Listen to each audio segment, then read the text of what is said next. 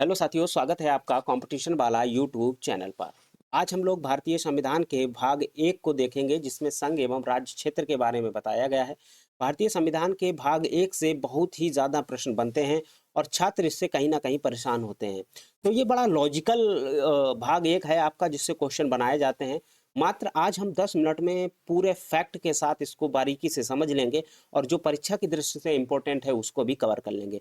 तो बने रहिएगा इस क्लास में अंत तक, और यदि आप इस चैनल पर नए हैं तो चैनल को सब्सक्राइब कर लीजिएगा, बेल आइकन की घंटी दबाइएगा, अपने दोस्तों तक जानकारी शेयर करिएगा और आज की जानकारी अगर आपको अच्छी लगती है तो चैनल पर कमेंट करके जरूर बताइएगा।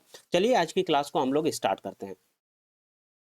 तो हम लोग पढ़ने जा रहे हैं भारतीय संविधान का भाग एक, अर्थात संघ एवं उसके राज्य क्षेत्र के बारे में। संघ और उसका राज्य क्षेत्र जो कि भाग एक में बताता है, तो यह भारत की भौगोलिक और राजनीतिक पहचान को परिभाषित करता है। इसमें अनुच्छेद एक से लेकर चार तक शामिल है। तो भारतीय संविधान का जो भाग एक है, हमने पिछली क्लास में भाग भारतीय संविधान के बताए थे। इसी चैनल पर पड़ा हुआ है वो वीडियो, अगर आपने नहीं देखा है तो जाकर देखिएगा। मैंने उसमें भाग एक से लेकर के जो 22 भाग हैं, हालांकि वर्तमान में इसमें 25 भाग गिने जाते हैं, लेकिन वो 3 भाग कहाँ से आए उसकी भी मैंने विस्तृत जानकारी उसमें दी है। और 22 भाग का मैंने काम बताया है कि कौन से भाग का क्या काम है या कौन से भाग में क्या चीज का वर्णन किया गया है। तो उसी में से आज हम भाग एक को कर रहे हैं, जिसमें संघ एवं राज्य क्षेत्र के बारे में बताया जा रहा है। तो भौगोलिक और राजनीतिक पहचान बताता है हमारा कौन, भाग एक, जो कि अनुच्छेद एक से लेकर के चार तक शामिल है। पहला क्वेश्चन यहीं से बनता है कि भाग एक में कहाँ से अनुच्छेद शामिल है, तो एक से लेकर के चार तक अनुच्छेद भाग एक में शामिल है। चलिए देख लेते हैं।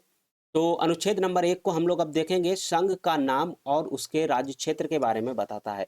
इसके बारे में संघ और उसका राज्य क्षेत्र बताता है कौन सा, अनुच्छेद नंबर एक बताता है। देखिए ये क्या कहता है, भारत जो कि इंडिया है, राज्यों का एक संघ, यूनियन ऑफ स्टेट होगा। तो अनुच्छेद एक में साफ लिखा हुआ है भारत जो कि इंडिया है, राज्यों का एक महासंघ है। तो अब इस बात पे कंफ्यूजन नहीं होना चाहिए कि भारत का नाम क्या है, क्या आर्यावर्त कहें या हिंदुस्तान कहें या भारत कहें या इंडिया कहें, और भी बहुत सारे नाम इसमें बताए जाते हैं। तो आपको इस समय सोशल मीडिया पे जो नाम चल रहे हैं, जो विवाद चल रहे हैं, उस पे नहीं जाना है। आपको भारतीय संविधान के अनुच्छेद नंबर एक को देखना है, जिसमें स्पष्ट रूप से लिखा हुआ है भारत जो कि इंडिया है, अर्थात भारत जो हम हिंदुस्तान है इसका नाम भारत भी है और इंडिया भी है। तो यही दो नाम आपके संवैधानिक नाम है। यहाँ से दो बातें स्पष्ट होती हैं कि देश का नाम भारत और इंडिया है।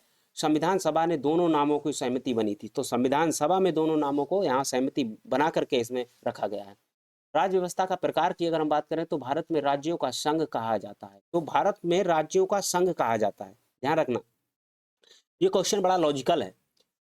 यूनियन ऑफ स्टेट भारत है, वहीं पे आप देखेंगे तो अमेरिका में राज्यों का एक महासंघ है, उसको हम फेडरेशन कहते हैं।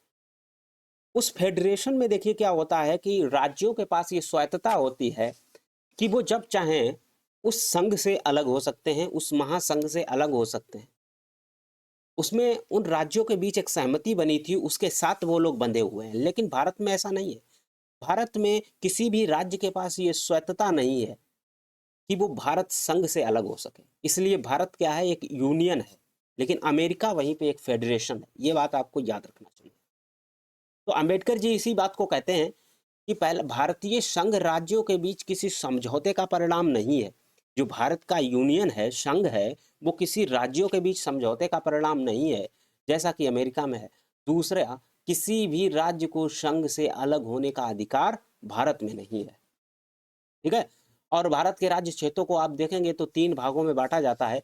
पहला क्षेत्र है आपका राज्यों का क्षेत्र, जो हमारा पूर्ण राज्य होते हैं उनका क्षेत्र, जैसे उत्तर प्रदेश, बिहार, उत्तराखंड, मध्य प्रदेश, छत्तीसगढ़। तो इस टाइप के राज्य हैं। उसके साथ संघ सॉरी, संघ राज्य क्षेत्र, जिसे हम यूटीज कहते हैं, जिसे हम केंद्र शासित प्रदेश कहते हैं। तो आपको ये कमेंट करके बताना है वर्तमान में भारत में कितने राज्य और कितने केंद्र शासित प्रदेश हैं। ऐसे क्षेत्र जिन्हें भारत सरकार द्वारा किसी भी समय अधिग्रहित या एक्वायर्ड किया जा सकता है। तो ऐसे भी क्षेत्र हैं जो कि कभी एक्वायर्ड किए जाते हैं। जैसे मान लीजिए आज नेपाल का कोई हिस्सा अगर हमें भारत में मिलाना है तो वो एक अलग क्षेत्र बनेगा, उसके लिए अलग प्रावधान होंगे। तो भारतीय संविधान में तीन प्रकार के राज्यों का वर्णन किया गया है। एक तो पूर्ण राज्य, दूसरा यूटीज और तीसरा अगर भारत सरकार चाहे तो किसी दूसरे राज्य को बना सकती है, दूसरे के क्षेत्र को लेकर के, तो उसके लिए अलग कानून होंगे। चलिए एक-एक को हम बारीकी से समझते हैं। तो पहला अनुच्छेद हमारा बता रहा था, क्या बता रहा था कि भारत संघ नाम और उसका राज्य क्षेत्र के बारे में, कि भारत का क्या नाम है और उसका कितना राज्य क्षेत्र होगा, ठीक है? अब आते हैं दूसरे अनुच्छेद की तरफ। तो दूसरा अनुच्छेद हमें बताता है नए राज्यों का प्रवेश या स्थापना के बारे में। तो दूसरे अनुच्छेद में बताया गया है कि नए राज्य का प्रवेश कैसे होगा और अगर हमें उसकी स्थापना करने हैं तो कैसे होगी। तो यह संसद को 2 शक्तियाँ देता है। अनुच्छेद नंबर 2 संसद को 2 शक्ति देता है, नए राज्य को संघ में शामिल करने की शक्ति जो पहले से अस्तित्व में हैं। ध्यान रखना, जो पहले से अस्तित्व में हैं उनके बारे में भी, और नए राज्यों की स्थापना करने की शक्ति देता है जो पहले से अस्तित्व में नहीं थे, इसके बारे में। जैसे आज केंद्र शासित प्रदेश है, इसको बदल के हम राज्यों को भी राज्य बना सकते हैं, संघ में जोड़ सकते हैं, राज्य बना सकते हैं। वहीं अगर हम दूसरे की जमीन को, जैसे सिक्किम है, यहाँ पे लिखा भी है देखिए, उन क्षेत्रों पर लागू होता है जो वर्तमान में भारत का हिस्सा नहीं है। 1975 में सिक्किम का विलय किया गया। तो सिक्किम का विलय किया गया था 1975 में, ठीक है। तो ये किसके तहत? अनुच्छेद नंबर 2 के तहत इसमें विलय किया गया था। तो अनुच्छेद 2 संघ को ये शक्ति देता है या था संसद को ये शक्ति देता है कि जो राज्य अस्तित्व में नहीं है वो नए राज्य का शामिल कर सकते हैं हम संघ में, ठीक है। जैसा कि सिक्किम में किया गया था 1975 में। हालांकि ये 74 में ही विलाया था, लेकिन पूर्ण रूप से ये 75 में भारत में शामिल किया। चलिए आगे देख लेते हैं। अनुच्छेद नंबर 3। अनुच्छेद नंबर 3 क्या है? नए राज्यों का निर्माण और वर्तमान राज्यों के क्षेत्रों सीमाओं का नाम में परिवर्तन। तो अनुच्छेद नंबर 3 बहुत महत्वपूर्ण है। नए राज्यों का निर्माण कर सकते हैं यहाँ से, वर्तमान राज्यों की सीमाएं बदल सकते हैं और क्षेत्र भी बदल सकते हैं, उसके साथ साथ उसका नाम बदल सकते हैं। सारा कुछ अगर हमें अंदर अंदर बदलाव करना है तो अनुच्छेद 3 हमें इसकी इजाजत है। अनुच्छेद 3 संसद को भारत के आंतरिक पुनर्गठन की शक्ति प्रदान करता है। संसद बहुमत, साधारण बहुमत से किसी राज्य को उसका राज्य क्षेत्र अलग करके नया राज्य बना सकती है, किसी राज्य में क्षेत्र को बढ़ा या घटा सकती है, किसी भी राज्य की सीमाओं या नाम में परिवर्तन कर सकती है। तो अनुच्छेद नंबर 3 संसद को ये शक्ति देता है कि वर्तमान में जो भारत के राज्य हैं उनके क्षेत्र बदल सकता है, उसका नाम बदल सकता है, उन राज्यों को काट करके एक नया राज्य बना सकता है। इसकी अनुमति कौन देता है? अनुच्छेद नंबर 3। प्रक्रिया क्या रहेगी देखिए ऐसा करने की? तो ये प्रक्रिया अक्सर एग्जाम में पूछी जाती है। ऐसा कोई भी विधेयक राष्ट्रपति की पूर्व सिफारिश के बिना पेश नहीं किया जा सकता है। तो ये बात आपको पता होनी चाहिए। अगर हमें जो राज्य हैं उनका कोई बदलाव करना है, राज्य का नाम बदलना है या फिर उसका क्षेत्र बदलना है या फिर उसका 2 क्षेत्र बनाने हैं काट करके एक नए राज्य बनाना है, तो ऐसा करने से पूर्व हमें राष्ट्रपति जी की सहमति चाहिए हो। आगे है, राष्ट्रपति उस विधेयक को संबंधित राज्य विधानमंडल के पास विचार के लिए भेजते हैं। ये निश्चित समय सीमा के भीतर, हालांकि संसद राज्य के विधानमंडल के विचारों को मानने के लिए बाध्य नहीं है। यहाँ से बहुत अच्छी बात समझ में आती है। बात क्या समझ में आती है कि मान लीजिए कोई ऐसा राज्य है, अनुच्छेद नंबर 3 देखिए हमें ये बताता है कि राज्य के अंदर हम अगर कोई संशोधन करना चाहते हैं तो हो सकता है। नया राज्य बना सकते हैं, अलग अलग राज्यों को जोड़ करके एक राज्य बना सकते हैं, या एक राज्य को काट के 2 राज्य बना सकते हैं, नाम बदल सकते हैं, उसकी सीमाएं बदल सकते हैं। ये अनुच्छेद 3 बताता है। लेकिन प्रक्रिया क्या होगी? तो प्रक्रिया होगी, अगर आपको मान लीजिए एग्जाम्पल के रूप में मैं आज उत्तर प्रदेश लेता हूँ, उत्तर प्रदेश को काट करके 2 राज्य बनाने हैं। मान लीजिए एक पश्चिमी उत्तर प्रदेश बनाना है, एक पूर्वी उत्तर प्रदेश बनाना है। तो ऐसा करने के लिए संसद को क्या करना पड़ेगा? पहले राष्ट्रपति जी की सहमति चाहिए होगी। वो जाएंगे राष्ट्रपति, संसद में कौन जाएगा? मंत्रिमंडल जा सकता है, या फिर उसके जो प्रमुख हो सकते हैं वो भी जा सकते हैं, या बिल जो लाएगा वो जा सकते हैं। तो वो राष्ट्रपति जी के पास जाएंगे और पूछेंगे वहाँ पे कि माननीय राष्ट्रपति जी, मैं उत्तर प्रदेश को 2 भागों में बांटना चाहता हूँ और आपकी क्या सहमति है? तो राष्ट्रपति जी की अगर इस पे सहमति होगी तो वो इस पे हस्ताक्षर करेंगे या फिर सहमति जताएंगे, ठीक है आप इस पे कर दीजिए, कोई दिक्कत नहीं है। दूसरी बात, अगर राष्ट्रपति जी को लगेगा कि हो सकता है कि उत्तर प्रदेश में किसी प्रकार का दंगा भड़क जाए या फिर कुछ लोग इससे संतुष्ट ना हो, तो ऐसा जान वो क्या करेंगे कि इन सब बातों को जानने के लिए वो विधानमंडल के पास उसका क्या भेज देंगे? प्रस्ताव जो आया है वो भेज देते हैं। अब राष्ट्रपति जी ये जो विधानमंडल के पास ये प्रस्ताव भेजेंगे, अब विधानमंडल में कौन है कि जो विधानमंडल है आपका, जैसे मुख्यमंत्री जी इस समय योगी जी हैं, तो मुख्यमंत्री जी का जो मंत्रिपरिषद है या फिर जो भी सदन है, वो इस पर चर्चा करके ये सुनिश्चित करेगा कि क्या हमें ये करना चाहिए या नहीं करना चाहिए। अब मान लीजिए कि मुख्यमंत्री का जो परिषद है उसने कहा कि नहीं, हमें उत्तर प्रदेश को एक ही रखना है, हमें बांटना नहीं है। तो अब ये बात लिख करके राष्ट्रपति जी के पास जाएगी, लेकिन अब क्या होगा कि राष्ट्रपति या फिर संसद इस बात को मानने के लिए बाध्य नहीं है कि योगी जी ने अगर मना किया है कि हम दो भागों में नहीं बंटने देंगे, तो वो मान जाएंगे नहीं। मोदी जी या फिर संसद चाहेगी तो इसको दो भागों में बांट सकती है। तो ऐसा बाध्यकारी नहीं है योगी जी का निर्णय, ये बात ध्यान रखना। तो अंतिम निर्णय संसद का ही होता है। ठीक है, चलिए आगे बढ़ते हैं। अनुच्छेद नंबर 4 जो कि अंतिम है आज भाग नंबर 1 का। अनुच्छेद 4, अनुच्छेद 2 और 3 के तहत बनाए गए कानून। तो अनुच्छेद 4 जो है वो 2 और 3 के तहत जो भी कानून बनाए जाएंगे वो उसका वर्णन करता है अनुच्छेद नंबर 4 कि कैसे कानून बनाए जाएंगे या कैसे संशोधन होगा। यह अनुच्छेद स्पष्ट करता है कि अनुच्छेद 2 और 3 के तहत किए गए कोई भी बदलाव अनुच्छेद 368 के तहत संविधान संशोधन नहीं माना जाएगा। बहुत महत्वपूर्ण पॉइंट है, ये बात आप याद रखिएगा, एग्जाम में सीधा क्वेश्चन बन सकता है कि कौन से अनुच्छेद में ये वर्णन किया गया है कि संविधान का अनुच्छेद 2 और 3 में किया गया बदलाव अनुच्छेद नंबर 368 के तहत संविधान संशोधन नहीं माना जाएगा। तो अनुच्छेद नंबर 4 में ये बात बताई गई है। देखिए 368 में ऐसा नहीं माना जाएगा, क्यों? इसका कारण है, इसका मतलब है कि राज्यों को निर्माण या नाम परिवर्तन साधारण बहुमत से किया जा सकता है। क्योंकि राज्य का अगर हमें नाम परिवर्तन करना है, सीमाएं परिवर्तित करनी है या नया राज्य शामिल करना है, तो ऐसे में क्या होता है कि हमें साधारण बहुमत की आवश्यकता होती है। साधारण बहुमत का मतलब होता है 50 प्लस 1 से। 50 प्लस 1 से मतलब है कि अगर हमारे 100 सदस्य हैं तो 50 सदस्य उसमें सहमति जता रहे थे, उसके साथ साथ एक और 51 सदस्य उसमें अगर सहमति जता देते हैं तो ये बिल पास हो जाता है। और अगर हम बात करें कि पूर्ण बहुमत ये सिंपल मेजोरिटी है। पूर्ण बहुमत के लिए क्या होगा, 2/3 सदस्य चाहिए होते हैं। 66% सदस्य, 66% सदस्य आपके कैसे होने चाहिए, 66% सदस्य आपके सहमत होने चाहिए, तब वो क्या होता है, फुल मेजोरिटी होती है, पूर्ण पूर्ण बहुमत से। तो अनुच्छेद 368 के तहत अगर हमें संविधान में संशोधन करना है तो हमें पूर्ण बहुमत ही चाहिए होगा संसद में। पूर्ण बहुमत के साथ संसद में संशोधन किया जा सकता है 368 के तहत अगर हमें संविधान में संशोधन करना है।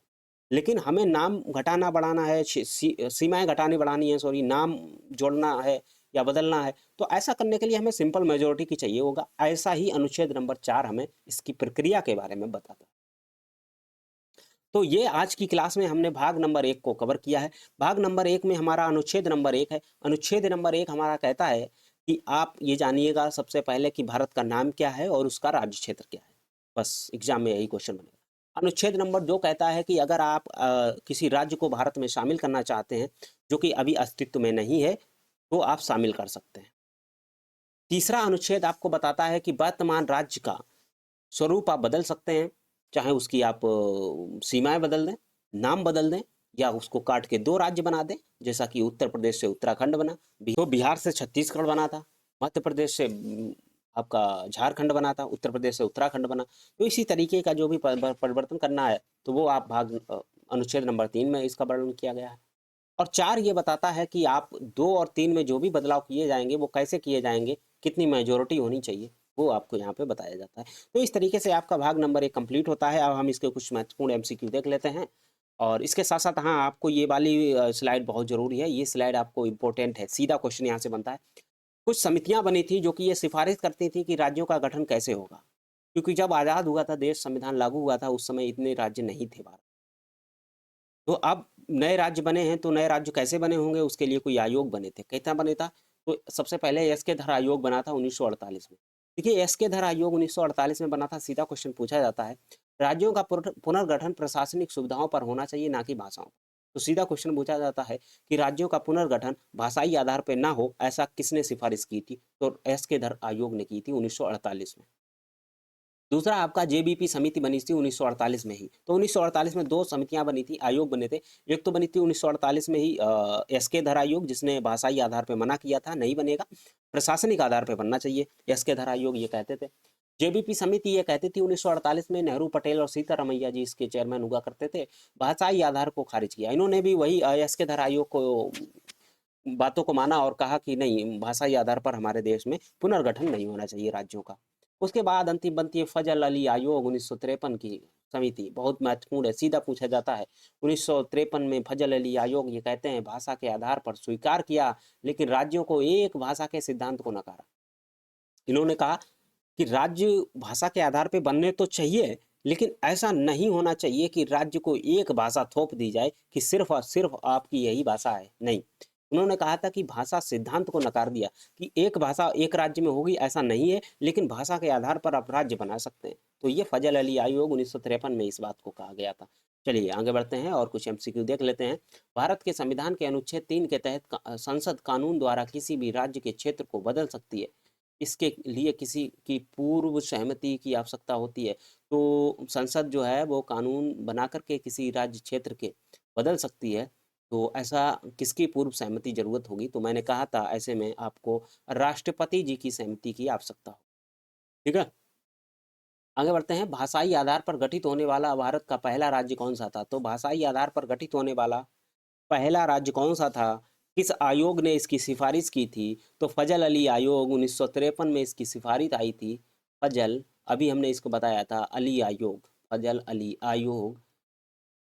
अली आयोग ने इसकी सिफारिश की थी। जो पहला राज्य बना था वो आंध्र प्रदेश बना था। पहला राज्य आंध्र प्रदेश बना था। सिक्किम को किस वर्ष भारत का पूर्ण राज्य बनाया गया था? तो सिक्किम को किस वर्ष भारत का पूर्ण राज्य बनाया गया था, ये आपको पता होना चाहिए। तो पूर्ण राज्य आपका बनाया गया था। हालांकि इसका जो कब्जा में आया था वो 1974 में आया था, और 75 में इसको पूर्ण राज्य बना दिया गया था। 75 में इसको क्या बना दिया गया था? पूर्ण राज्य बना दिया गया था। 36वां संविधान संशोधन। तो इसका ऑप्शन मुझे लग रहा है ऑप्शन नंबर बी सही होगा, क्योंकि पूर्ण राज्य की बात कर रहे हैं। तो पूर्ण राज्य आपका 1975 में बनाया गया था। 74 में 35वां संविधान संशोधन के तहत इसको क्या किया गया था? जोड़ा गया था। लेकिन पूर्ण राज्य की ये पूछ रहा है, तो 36वां संविधान संशोधन अर्थात 1975 इसमें सही आंसर होगा।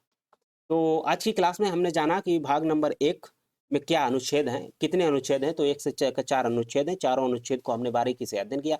कुछ समितियां इसकी बनी थी, उसको भी हमने अध्ययन किया, जो सीधे एग्जाम में पूछे जाते हैं। तो अभी तक अगर आप इस वीडियो को देख रहे हैं तो चैनल को आपने जरूर सब्सक्राइब किया होगा, नहीं किया है तो कर लीजिएगा। बेल आइकन की घंटी दबा लीजिएगा और अपनी राय कमेंट बॉक्स में जरूर बताइएगा। मिलते हैं फिर किसी नए लेक्चर में नए टॉपिक के साथ। तब तक के लिए देखते रहिए कंपटीशन वाला YouTube channel. Thank you very much.